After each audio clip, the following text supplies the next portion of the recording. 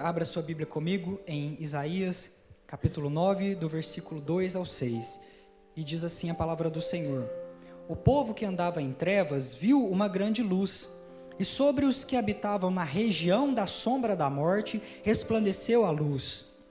Tu multiplicaste este povo, e a alegria lhe aumentaste, e todos se alegrarão perante ti, como se alegram na ceifa, e como exultam quando se repartem os despojos. Tu quebraste o jugo que pesava sobre ele, a vara que lhe feria os ombros e o cetro do seu opressor, como no dia dos medianitas. Porque toda a armadura daqueles que pelejavam com ruído e as vestes que rolavam no sangue serão queimadas, servirão de pasto ao fogo. Porque um menino nos nasceu, um filho se nos deu, e o principado está sobre os seus ombros, e o seu nome será Maravilhoso, Conselheiro, Deus Forte, Pai da Eternidade, Príncipe da Paz. Será que você pode repetir comigo? Porque um menino nos nasceu, um filho se nos deu, e o principado está sobre os seus ombros, e o seu nome será Maravilhoso Conselheiro, Deus Forte, Pai da Eternidade, Príncipe da Paz. Amém. Abra a sua Bíblia também em João, Evangelho de João.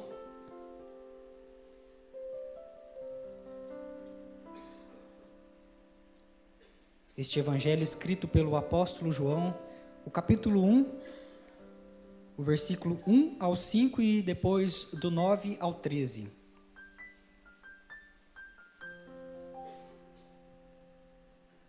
Quem é Jesus? Quem é Jesus para você? A palavra de Deus nos responde nessa noite. No princípio era o Verbo, e o Verbo estava com Deus, e o Verbo era Deus. Ele estava no princípio com Deus. Todas as coisas foram feitas por Ele, e sem Ele nada do que foi feito se fez. Nele estava a vida, e a vida era a luz dos homens. E a luz resplandece nas trevas, e as trevas não a compreenderam. Versículo 9. Ali estava a luz verdadeira, que alumia a todo homem que vem ao mundo. Estava no mundo, e o mundo foi feito por ele, e o mundo não o conheceu. Veio para o que era seu, e os seus não o receberam. Mas a todos quantos o receberam, deu-lhes o poder de serem feitos filhos de Deus, aos que creem no seu nome, os quais não nasceram do sangue, nem da vontade da carne, nem da vontade do varão, mas de Deus. Queridos, nós temos lido esta palavra do livro do profeta Isaías, este profeta que escreveu muito acerca de Jesus Cristo, e por isso ele é chamado de um profeta messiânico, porque falou muito a respeito do Messias. E nós observamos e vemos que num dado momento, ele começa a se referir a um povo que estava andando em trevas, que estava andando na escuridão, que estava andando em densas trevas. E nós olhamos e vemos que este exato momento a qual Isaías estava escrevendo esta palavra, a humanidade estava imersa numa escuridão. E muito mais, alguns anos após esta escrita do profeta Isaías, nós observamos e nós vemos que Daniel também interpretou um sonho de um rei, o rei Nabucodonosor, onde ele viu uma estátua, e naquela estátua, aquele profeta, Daniel, ele viu que ela tinha uma cabeça de ouro, que ela tinha 5 partes do seu corpo, cada um de um metal precioso. Nós observamos e nós vemos que aquela cabeça de ouro representava o reino da Babilônia, que veio, que arrastou o povo de Deus para uma terra distante, para uma terra de escravidão, para uma terra de choro, de pranto. Nós observamos, nós vemos na palavra do Senhor que o peito e os braços daquela estátua, eles eram feitos de prata, que representava o reino Medo e o reino Persa, que também afligiu o povo de Deus com escravidão, com servidão, com tristeza, com amargura de alma. E nós observamos e vemos que este sonho prossegue, onde o ventre e as coxas daquela estátua eram de cobre, porque representava o reino da Grécia, que também se levantou naqueles tempos para confundir a mensagem do Evangelho, para confundir os profetas do Antigo Testamento e tudo aquilo que eles estavam falando a respeito de um rei que viria para salvar a humanidade, de um Messias que viria para redimir a humanidade. Aquela estátua também tinha pernas de ferro, e aquelas pernas de ferro falam de um império terrível, um império que esmiuçaria, que apertaria, que quebraria a toda a humanidade, que foi o Império Romano. Falava também de dedos misturados, dedos de barro com ferro, e que falava de um reino vindouro, de uma Roma que ressurgiria, um reino frágil que seria quebrado por uma pedra rejeitada, uma pedra que foi rejeitada pelos construtores, mas que Deus a elevou como uma pedra angular, como uma pedra de esquina, como uma pedra de coluna, que sustenta a igreja, que é Jesus Cristo, o Senhor dos exércitos. E nós observamos e vemos que Isaías profetizou a respeito de uma escuridão que viria, e também de uma luz que surgiria num dado momento. E nós observamos e vemos que Daniel, pouco tempo depois, interpretou este sonho, falando a respeito de uma escravidão física. E esta escravidão, ela aconteceu, porque nós percebemos e vemos o povo de Deus sendo levado para a Babilônia, nós vemos tudo isso acontecendo com o povo de Deus. E quando nós chegamos neste exato momento, onde aquelas pernas de ferro da estátua de Daniel, da estátua do rei Nabucodonosor, a qual Daniel interpretou, elas estavam acontecendo, aquele tempo cronológico, nós encontramos Roma. Roma estava dominando toda a Europa, todo o Oriente naquela época. E também conquistaram a nação de Israel, o povo judeu, o povo hebreu, e eles estavam escravizando aquela nação. Todos os dias aquelas pessoas andavam pelas ruas e elas viam claramente os indícios, as pistas, as amostras de uma escravidão e de um povo que não era livre para adorar, não era livre para servir a Deus.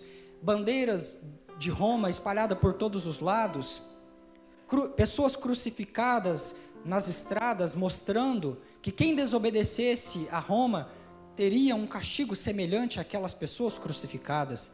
Cobradores de impostos, militares, soldados andando por todos os lados. E queridos, falar de liberdade, qualquer discurso, qualquer palavra, qualquer conversa de liberdade naquela época poderia ser punida com a morte. As pessoas não eram livres para falar, para pregar, para poder dialogar sobre liberdade. E num povo que tinha uma expectativa messiânica, que tinha uma expectativa de um rei que viria para libertar, de um povo que tinha uma expectativa de um Cristo que viria para quebrar a escravidão, isto era quase impossível. Eles viviam oprimidos, debaixo de um jugo, debaixo de uma escuridão, debaixo de uma servidão.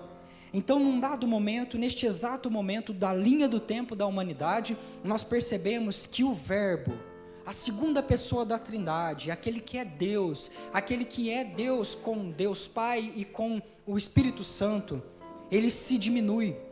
Ele estava com Deus. Jesus é o próprio Deus, é a segunda pessoa da Trindade, que estava com o Pai e com o Espírito Santo. E nós lemos, e nós observamos, a você que gosta de ler os Salmos, você percebe ali no Salmo de número 8, versículo 5, que Deus diz que os homens foram criados abaixo dos anjos. Nesta hierarquia, nós temos os anjos maiores, superiores a nós, e acima deles nós temos Deus. E nós observamos e vemos que Cristo ele foi se diminuindo, ele foi se esvaziando, a ponto de entrar num óvulo, a ponto de entrar no ventre de uma mulher da casa de Davi, chamada Maria. E este Cristo, ele sai desta posição agora, e ele abandona ali a sua glória. Nós estamos falando de um modo poético e figurado. Ele deixa a sua glória, e ele entra agora, ele se diminui abaixo dos anjos, se tornando homem. Nós estamos falando da encarnação. Este Deus que assumiu a natureza humana, que se tornou homem, que é Emanuel, Deus conosco, Deus entabernaculado, Cristo entrando dentro de um corpo chamado Jesus de Nazaré. E ele então estava ali, agora, no ventre daquela mulher, da casa de Davi. E aquela mulher, num dado momento, ela vai de uma cidade a outra, ela vai até Belém, para ali se alistar, como mandava a lei daquela época, juntamente com seu esposo José. E naquele momento, uma luz brilha em meio às trevas e à escuridão.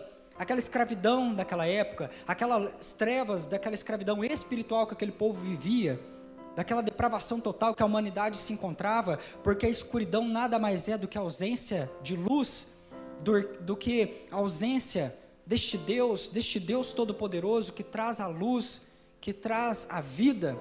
E nós observamos e vemos que esta luz brilhou. Herodes reinava naquela época, e num dado momento, numa manjedoura, ouviu-se um choro, e os anjos celebraram, dizendo: paz na terra e boa vontade aos homens, porque nascera a luz.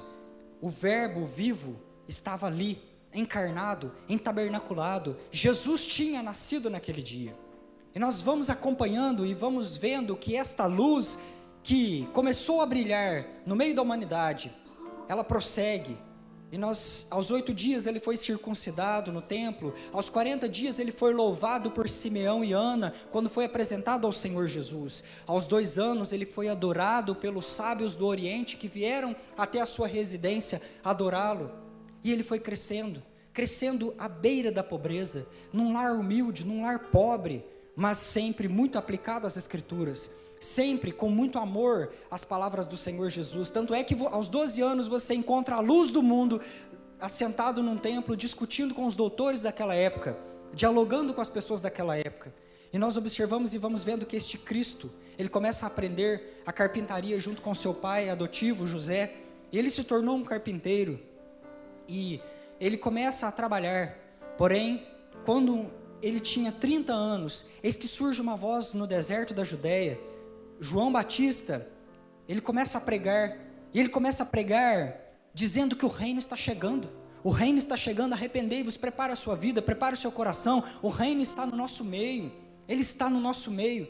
E ele começa dizendo: arrependei-vos dos vossos pecados, sejam batizados, o reino está chegando, é chegado a vós o reino de Deus. Até que num dado momento a luz brilha, a luz aparece, ela sai do anonimato e ela começa o seu ministério, esta luz entre os homens. E este homem, Jesus de Nazaré, ele é batizado naquele momento, iniciando o seu ministério. Ele é apartado para o deserto, para ali ser tentado por Satanás, sabendo que deveria enfrentar espíritos malignos, pessoas acorrentadas, aprisionadas pelo diabo, pessoas que estavam amarradas, sabendo que iria confrontar principados e potestades. Ele encara o próprio líder de todos esses demônios, Satanás, e ele o vence. Ele venceu a fome, a concupiscência da carne, ele venceu o ego na concupiscência dos olhos, ele venceu a soberba da vida naquele momento, aquele orgulho que estava dentro dele, através da espada, através da palavra, através da palavra de Deus, que é a espada do Espírito. E nós podemos aprender. Eu quero que você olhe para a pessoa de Cristo nessa noite. Eu quero que você olhe para a pessoa do que Ele é, o que Ele representa para as nossas vidas, o que significa a obra de Jesus para a sua vida. Por que você está servindo a Jesus? Quem é Jesus na sua vida? O que Ele representa na sua vida? Ele realmente ressuscitou? Ele apenas foi um profeta que passou aqui na terra, que deixou uma marca, assim como Buda, assim como Maomé, assim como tantos outros sábios que passaram por essa terra? Ele morreu como um mártir? Ele morreu como um coitado? Como foi? O que representa Jesus para a sua vida? Você precisa ter certeza, você precisa ter convicção, você precisa ter isto cravado no seu coração, para que você tenha um entendimento de quem é este teu Pai, quem é este Pai que te chama para os seus braços, que te aconchega nos seus braços, quem é este Deus que te arregimenta para a batalha, que está alistando você para a batalha. Aleluia, este general é o teu Pai, é o Cristo, aquele que deu a vida dele em substituição pela sua vida. Ele te substituiu naquela cruz. Aleluia. E nós observamos e vemos lá em João capítulo 7, versículo 46, que a palavra de Deus nos diz assim: nunca homem algum falou assim como este homem. Porque Jesus, ele falava com autoridade, falava com simplicidade, ele levava as pessoas a um entendimento, levava as pessoas do conhecido ao desconhecido, ele fazia milagres, cura, libertação, tudo por causa do caráter bondoso, do caráter de amor do próprio Deus, manifesto na pessoa de Jesus Cristo, na perfeição do seu amor. Aleluia. Nós observamos e vemos em Marcos capítulo 11, 25, que ele perdoava, era aquele que estava disposto a dar uma segunda chance, é aquele que estava disposto a estender as mãos para uma pecadora aos pés, ali no meio da poeira, lançada aos seus pés, injuriada pela sociedade, era aquele que gastava tempo se assentando na beira do poço com uma mulher rejeitada, uma samaritana. E não foram os judeus que descobriram que Deus é Espírito e se deve adorá-lo em Espírito e em verdade, mas foram os samaritanos, porque Cristo, na sua simplicidade, sendo um judeu, era aquele que contrariava a lógica do judaísmo, e era aquele que punha em alta conta as necessidades do ser humano e as prioridades do reino de Deus.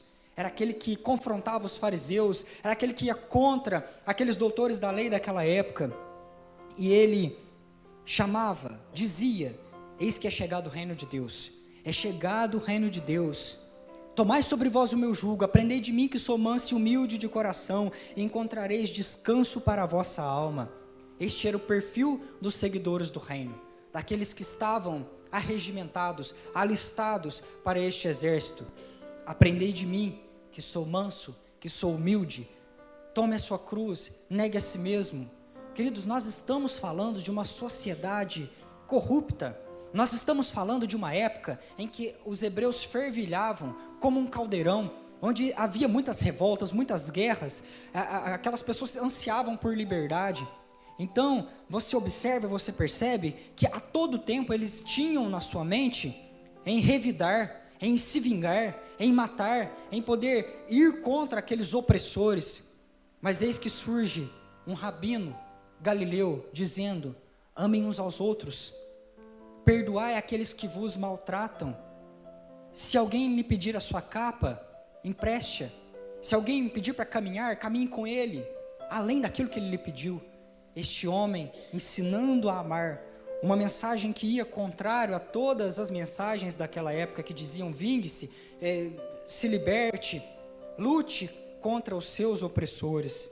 Este Cristo aparece e surge pedindo que as pessoas dessem o outro lado da face, pedindo que as pessoas dessem e tivessem alta contra outras pessoas, que lavassem os pés, que cingissem de uma toalha e fossem servos uns dos outros, uma luz clareando um caminho, uma luz atravessando a sombra da morte, a escuridão espiritual, o vale, a sepultura, a obscuridade do entendimento, e tirando aquelas pessoas e levando elas até o entendimento de quem era Deus, de quem era este Deus de amor. E nós olhamos, você vê, você observa que duas mensagens, dois estilos de vida daquela época iam e angustiavam e iam contrário ao coração do mestre. Primeiro, os desvios doutrinários, que eram aqueles fariseus que distorciam a palavra de Deus, e também o amor ao dinheiro, o amor às coisas materiais. O próprio Cristo disse: não é possível servir a dois senhores, ou vocês servem ao dinheiro, ou vocês servem a Deus. E exatamente aos tempos que nós estamos vivendo, a época que nós estamos vivendo, porque nunca se viu tanto desvios doutrinários, tantos padrões, tantos pensamentos, tantas crenças que distorcem a palavra do Senhor, e tantas pessoas apegadas às coisas dessa vida, apegadas ao conforto que a vida pode dar, aos bons empregos, às carreiras promissoras, abandonando tudo aquilo que Cristo nos ensinou, abandonando tudo aquilo que Ele prescreveu na sua palavra. Queridos, olhe para mim neste momento. Cristo, Ele não morreu na cruz do Calvário somente para te livrar de uma enfermidade, somente para remover da sua vida uma enfermidade. Cristo não morreu somente para que você tivesse uma vida confortável, rica e próspera. Se você procura uma religião confortável, não escolha o cristianismo. O cristianismo não é um lugar de conforto, é um lugar de renúncia, é um lugar de cruz, é um lugar de pisar as pisadas ensanguentadas do mestre. Os evangelhos que oferecem a facilidade, muito dinheiro, muitas curas, muitos sinais, não é um verdadeiro evangelho, não é um evangelho autêntico, porque Cristo disse: no mundo tereis aflições, mas estejam animados, estejam fortalecidos, porque eu venci o mundo. E na Bíblia também está escrito que nós faríamos obras maiores ainda, e se Ele venceu o mundo, este poder está designado a vocês, para que vocês possam triunfar, para que vocês possam passar as adversidades da sua vida, vencendo em Cristo Jesus. Isto é a cruz, isto são os seguidores de Jesus. nós vemos que aqueles que estão nas trevas, eles não precisam de dinheiro. De que te adianta moedas e notas se você está numa escuridão? Aqueles que estão nas trevas precisam de luz. É a luz que eles precisam. Eles precisam de luz para ver o abismo e não cair no abismo. Eles precisam de luz para enxergar o caminho e pisar pisadas firmes, constantes, seguindo esta luz. Eles precisam da luz. O Verbo vivo, que é a luz que entrou em Jerusalém, que celebrou a Páscoa ali com seus discípulos, que esteve ali com eles, ensinando, dizendo as suas últimas palavras: o maior entre vós seja como o menor, e quem governa como quem serve. Eu vos destino o reino, como meu Pai me destinou. E Ele ensinou a nós para que nós fôssemos servos uns dos outros, para que nós pudéssemos executar o perdão, para que nós pudéssemos servir uns aos outros em amor, como um corpo, como uma unidade em Cristo Jesus. E Ele foi traído pelo seu tesoureiro Judas. Ele agonizou ali no jardim. Queridos, muitas das vezes nós olhamos e vemos o Cristo ali, encostado naquela pedra, agonizando, suando gotas de sangue, e nós podemos olhar e falar: puxa vida, ele estava angustiado, sabendo que iria sentir dor nas mãos, sabendo que iria sentir dor nos pés, sabendo que iria sentir chicotadas nas suas costas.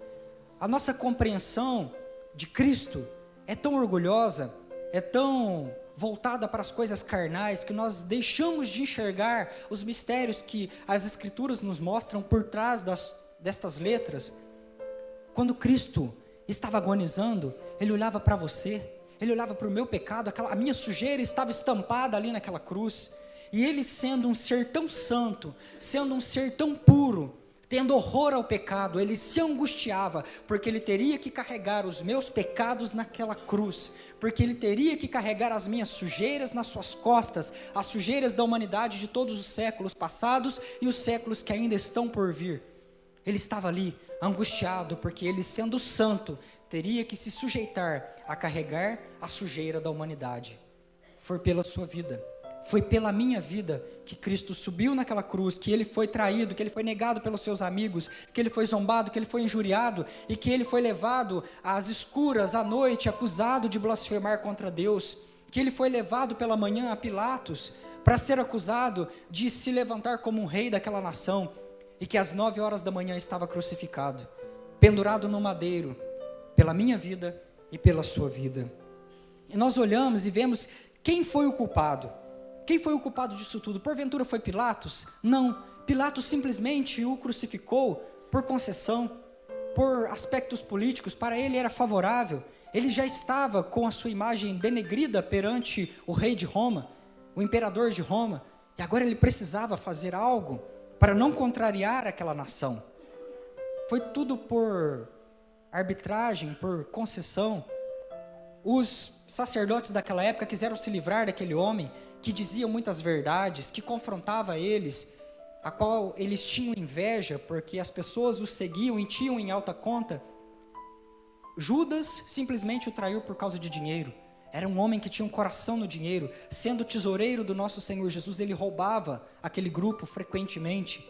Era aquele que lançava a mão da bolsa de dinheiro e tirava dali. Então quem foi o culpado? Foi o amor de Cristo pela minha vida, pela sua vida. Em João, capítulo 10, versículo 11, 17 e 18, a parte A diz assim: eu sou o bom pastor dá a sua vida pelas ovelhas. Por isso o Pai me ama, porque dou a minha vida para tornar a tomá-la. Ninguém me tira de mim, mas eu de mim mesmo a dou. Ele deu a sua vida.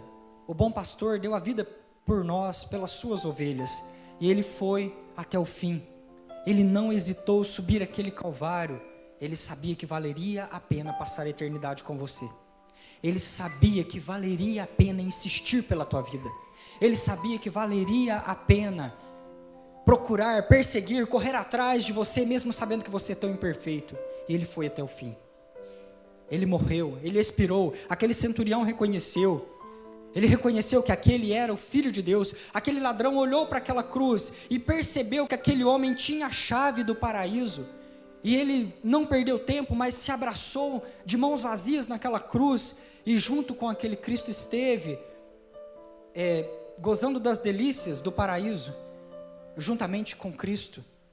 Queridos, e nós olhamos e vemos que os discípulos se dispersaram. Eles ficaram fechados dentro de uma sala com medo, eles ficaram com seus olhos entorpecidos, com a sua mente ligada nas coisas antigas, com o seu coração frio, os olhos tapados, a vida acorrentada ao passado. Eles se dispersaram, foram para longe do propósito e começaram a caminhar ali no caminho de Emaús. E de repente uma pessoa, ao terceiro dia, já fazendo 3 dias que Cristo tinha morrido, achegou-se um homem junto deles, que dizia palavras que derretiam o coração daqueles discípulos. E quando Cristo entrou dentro daquele lar, e quando Cristo foi convidado a ser o Senhor daquela mesa, daquela casa, e se assentou com eles, os olhos deles foram abertos, o coração voltou a ser aquecido, e o entendimento deles foi renovado. Eles diziam: por isso nosso coração ardia, por isso nosso coração queimava, porque Cristo estava falando ao nosso coração. Eles voltaram para Jerusalém, as mulheres estavam ali todas entusiasmadas, porque tinham visto Cristo glorificado. Pedro também tinha visto, os apóstolos, alguns deles, também tinham visualizado aquele Cristo. Ele estava vivo, Ele está vivo, aleluia. A ressurreição, ela é real. A ressurreição, ela é real. Queridos, observe você, como que discípulos amedrontados, de repente estavam dispostos a dar a sua vida por um Cristo. Haveria possibilidade disso ser mentira? Pessoas que num dado momento eram incrédulos, pessoas que num dado momento eram medrosas, no outro momento já estavam dispostos a dar a sua vida. Dar a sua vida por uma mentira seria algo que nós não conseguiríamos compreender, mas dar a sua vida por uma verdade, por um Cristo glorificado, isso sim faz sentido dentro da história da ressurreição. O túmulo está vazio, Ele está glorificado, Jesus agora reina, Ele é o cabeça da igreja. E nós olhamos e vemos que a palavra de Deus lá em Hebreus, no capítulo 2, do versículo 10 ao 18, diz assim: porque convinha que aquele para quem são todas as coisas, mediante quem tudo existe, trazendo muitos filhos à glória, consagrasse pelas aflições o príncipe da salvação deles. Convinha, isto era necessário, convinha que este príncipe padecesse, porque assim o que santifica como os que são santificados são todos de um, por cuja causa não se envergonha de lhes chamar de irmãos, dizendo: anunciarei o teu nome a meus irmãos, cantar-te-ei louvores no meio da congregação. E outra vez porei nele a minha confiança, e outra vez eis-me aqui a mim e aos filhos que Deus me deu. E visto como os filhos participam da carne e do sangue, também ele participou das mesmas coisas, para que pela morte aniquilasse o que tinha o império da morte, isto é, o diabo, e livrasse a todos os que, com medo da morte, estavam por toda a vida sujeitos à servidão, porque na verdade ele não tomou os anjos, mas tomou a descendência de Abraão, pelo que convinha que em tudo fosse semelhante aos irmãos, para ser misericordioso e fiel sumo sacerdote naquilo que é de Deus, para expiar os pecados do povo, porque naquilo que ele mesmo, sendo tentado, padeceu, pode socorrer os que são tentados. Queridos, nós não estamos desamparados, nós não estamos jogados nessa terra simplesmente aqui para passar um tempo. Queridos, nós estamos aqui com um propósito, você está caminhando rumo a um propósito, você serve a um Deus poderoso, a um Deus que está ressuscitado, que está vivo, que vive neste momento. Quem é Cristo para a sua vida? É apenas um profeta que foi martirizado? Não, Ele é o próprio Deus, que veio numa carne humana, que levou nas costas dele os seus pecados, as suas sujeiras, e que cravou na cruz a maldição da lei e do pecado. Nós olhamos, vemos que a santidade de Deus, ela foi ofendida pelo pecado, aquele caráter de Deus, sendo amor e sendo também justiça, ele foi ofendido pelo pecado, pelas más escolhas que você fez, pelas escolhas erradas que eu fiz na minha vida. E esta santidade de Deus ofendida, agora exige que seja feito algo. De um lado existe justiça que clama, o homem pecou, o homem errou, o homem se desviou, o homem escolheu os conselhos do diabo, os conselhos de Satanás e anda se desviando conforme os seus pensamentos, conforme o seu caminho. A minha justiça precisa ser satisfeita. Mas em Deus também existe amor, e sendo Ele amor, lá desde a fundação do mundo, Ele já elegeu a Cristo, e Ele disse: você irá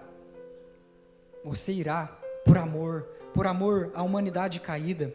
Os pecados eram nossos, mas Cristo sofreu por eles. Aleluia. Para quê? Para resgatar uma humanidade, para trazer de volta, para tirar esta escuridão. Existe um abismo que separa o homem e Deus, esse abismo intransponível, a qual perna nenhuma humana pode alcançar, pode atravessar. Simplesmente o Cristo pode atravessar. O Cristo pode, porque Ele é o nosso substituto. Não pode haver perdão sem sangue, não pode haver expiação sem substituição. Romanos 5:8 diz: mas Deus prova o seu amor para conosco, em que Cristo morreu por nós, sendo nós ainda pecadores. Quem é o substituto? Quem é aquele que morreu pela sua vida quando você ainda nem merecia? O Deus homem, 100% Deus, 100% homem, Cristo Jesus, o Emanuel, Deus conosco, o conselheiro, o príncipe da paz, aquele que reina eternamente.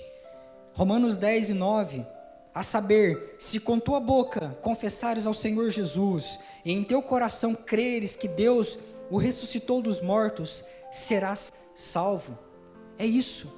Nós fazemos parte desta família, nós estamos mergulhados no corpo de Cristo, nós somos pegos nas nossas mãos pelo Espírito Santo e mergulhado dentro deste corpo de Cristo Jesus, a partir do momento que você confessa, que você verbaliza, que você fala, tendo convicção dentro do seu peito, dentro do seu coração, que Cristo é Deus, que Ele ressuscitou dos mortos, que Ele está nos céus, neste momento, e que o sangue dEle é o suficiente para pagar os seus pecados, para te dar uma vida renovada, caminhando rumo ao propósito. Aleluia. É preciso que você verbalize, é preciso que você comece na graça mediante a fé, e é preciso que você se disponha a seguir a Jesus, a pisar as pegadas do Mestre, a prosseguir numa santificação, porque a santificação é progressiva. Quantas das vezes nós pensamos que nós vamos vir aqui à frente, aceitar a Jesus, fazer uma confissão de fé, e que nós vamos voltar para o nosso banco e tudo estará resolvido? Nós seremos transformados, o vício será retirado, as concupiscências serão retiradas, os problemas serão retirados, mas no dia seguinte nós percebemos que o desejo carnal ainda está lá, a carne ainda continua guerreando contra o Espírito. Por quê? Porque nós somos pecadores, porque nós somos esta natureza corrompida, herdado da semente de Adão, mas nós temos agora o Espírito Santo de Deus, e a partir do momento que Ele habita na sua vida, que Ele está dentro de vós, Ele produz em você o fruto, e aquele que é salvo, aquele que é verdadeiramente salvo, ele não anda por aí pecando. A palavra de Deus, nas cartas do apóstolo João, diz a respeito disso, que agora vocês andam no Espírito, vocês vão numa santificação progressiva, porque o pecador morreu. Romanos 6:6 diz assim: o nosso velho homem foi com Ele crucificado, para que o corpo do pecado seja desfeito, a fim de que não sirvamos mais ao pecado. Aquele dia, quando Cristo morreu, Ele crucificou, ali naquela cruz, o velho homem, a sua vida pecadora. Ali foi crucificado o mundo para você, por isso você não pode mais, você não deve andar conforme os conselhos desse mundo, conforme os desejos da carne. Você agora precisa ser uma nova criatura, transformada, e você precisa morrer todos os dias para o pecado. Você precisa amortecer os desejos da carne. Um novo homem nasceu, e você precisa se santificar. Através da palavra, através do Espírito Santo, através do sangue de Jesus que purifica a você de todos os pecados e através da fé em Deus. Aleluia! O que representa esta cruz? O que representa esta cruz para você? Finalizando, a cruz te justifica. Ela retirou a maldição do pecado e ela promove justificação. O que é justificação? O que é justificação? É aquele momento em que você aceita Jesus, e Jesus grita, proclama, crava, escrito, está justo, está limpo, está justificado. este agora é salvo, foi apagado os pecados, ele é justo. Ele é justo porque foi depositado nele um crédito que não é dele. Porque eu não conseguiria, eu não seria capaz de viver uma vida perfeita, sem errar, para poder pagar e expiar os meus pecados. Não, eu não consigo cumprir a lei, mas Cristo, sendo perfeito, cumpriu por mim, e Ele me justificou, e Ele me declara santo, Ele me declara limpo, pelos méritos de Cristo. Isto é justificação, isto é Cristo, isto é cruz, é um meio de santificação. Você pode crucificar a sua carne, você vai crucificar o mundo, você está crucificado para o mundo, e o mundo precisa ser crucificado todos os dias, através da cruz, através do momento em que você passa pela cruz, e você resolve viver uma vida para Deus, aos pés do Senhor. Cristo e a cruz é agora o resultado, o assunto, o motivo do seu testemunho. Por causa de Cristo, por causa da cruz, você não anda por aí pecando, porque o Espírito Santo de Deus está dentro de você, produzindo fruto do Espírito. E agora, não mais vivo eu, mas Cristo vive em mim. Cristo está vivendo dentro de você. Queridos, Cristo está vivendo dentro de você. Por que andar por aí negando esta identidade? Por que andar por aí fazendo coisas que desagradam este Cristo? Por que viver de um modo desordenado? Aleluia, Jesus e a cruz é o motivo da nossa glória, de quando você se exalta, de quando você louva, de quando você entroniza este Cristo como o Senhor da sua vida. Aleluia, e Ele voltará, em breve os joelhos se curvarão, em breve, queridos, não falta mais nada. A você que quer, que deseja, leia a Bíblia Sagrada, leia do Gênesis ao Apocalipse, coloque esta palavra para dentro. Haverão dias que nós não poderemos ler esta palavra, haverão dias que serão dias trabalhosos, e a igreja irá passar por isso, querido. Então leia enquanto você tem tempo, louve a Deus enquanto você tem tempo, venha à igreja louvá-lo enquanto você tem tempo, porque isso um dia será tirado de você. Haverão tempos trabalhosos, queridos, daqui para frente, guarde isso no seu coração. Olhe para mim, eu quero falar isso do coração de Deus a você. A figueira está sendo chacoalhada, e aquilo que é folha, o vento vai assoprar. O machado está posto à raiz, e se não houver fruto, Cristo irá cortar. É tempo de reconciliação, é tempo de justificação, é tempo de santificação, é tempo de posicionamento. Aleluia, Cristo está voltando para encontrar virgens que estão com o seu candeeiro aceso. Todas estavam esperando o noivo, todas estavam com as suas botijas de azeite ali, mas poucas tinham azeite de reserva, poucas tinham vida espiritual. Querido, é momento de despertamento, é momento de se abraçar a esta cruz. Jesus está disponível a você, está disponível para perdoar os seus pecados, para santificar. Ele é o seu amigo, Ele é o seu consolador. Aproveite, se agarre ao Senhor, enquanto ainda é tempo, enquanto a porta da arca ainda está aberta, porque a partir do momento que ela for fechada, aí não haverá mais tempo, não haverá mais como louvar. Aleluia.